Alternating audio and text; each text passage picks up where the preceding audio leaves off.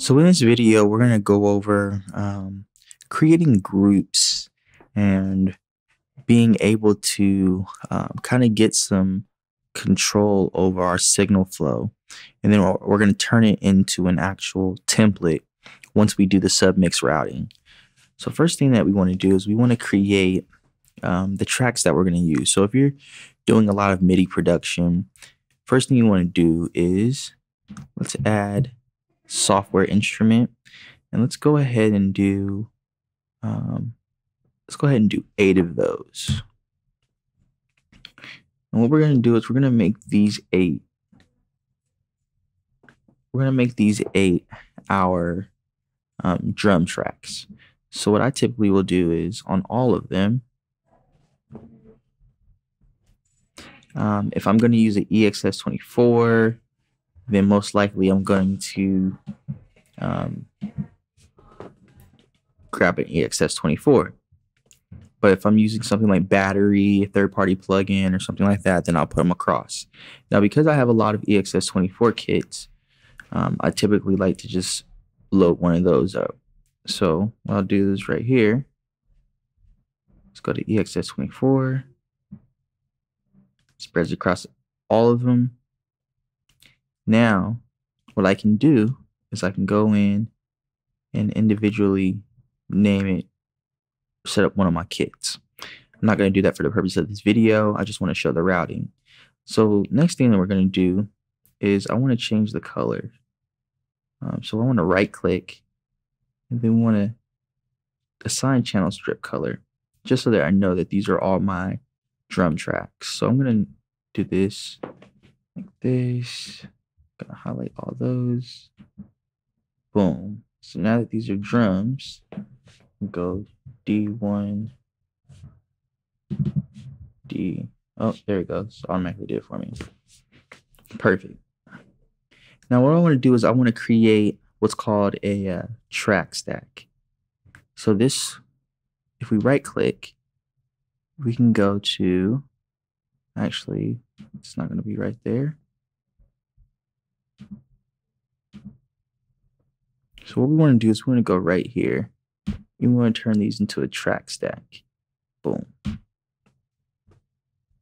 So the difference between folder stack and summing stack, to me, you can watch any video on track stacks, but really I like to use summing stacks just because it creates an actual auxiliary channel to where you can use effects and things of that nature to kind of control all of your overall sound of your drums.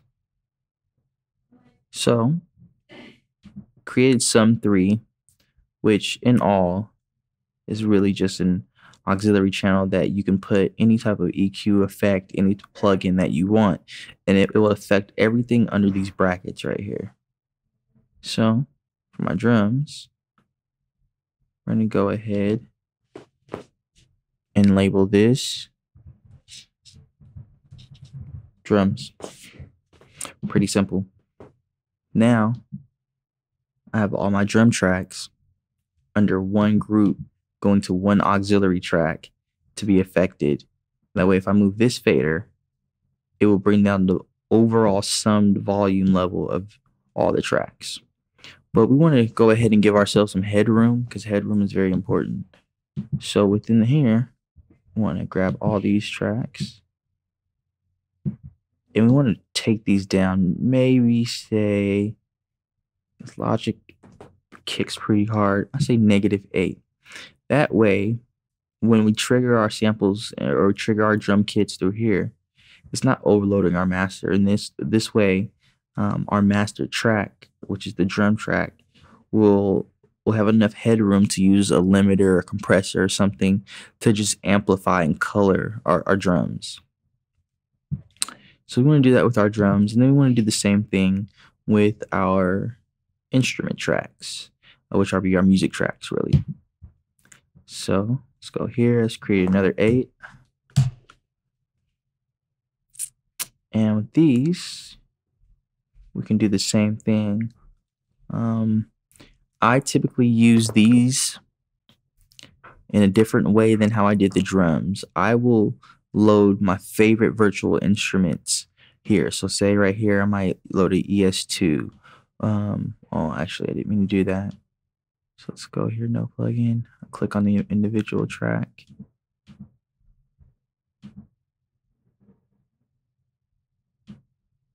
And like I said, okay, FM1.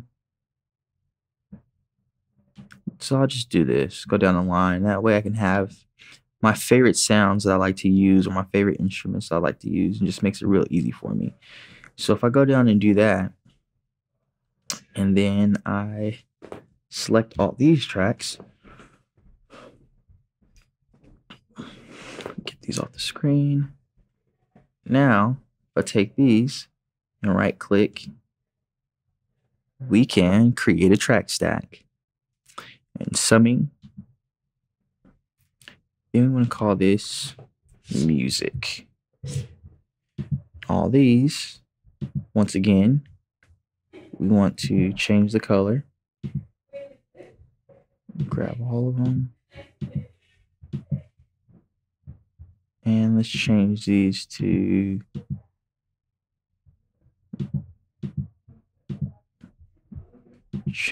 purple. Here we go. And then we'll do the same thing. We'll take these down and make them about -8 dB. That way we have some headroom. And then go ahead and do that with the music bus. Now that we have our drum bus and our music bus, what we can do is we can actually add, say, a compressor or a limiter to give us the volume back that we might have missed with, or that we might have lost with lowering the volumes of the overall fader. So right here, we don't want these overall faders to be -8 because these are our auxiliary master faders. So let's go ahead and raise those back up. And if we go in, all of our tracks should still be low. So let's name our instrument tracks. And let's do instrument. Okay, it's already named. So we're okay. And so once we have these pretty much set up to be all going to the master fader, we can interrupt the signal flow and add an all music drum bus or sub bus for affecting, but you can do that on the output bus. It doesn't have to get that sophisticated. But that's pretty much how you do that.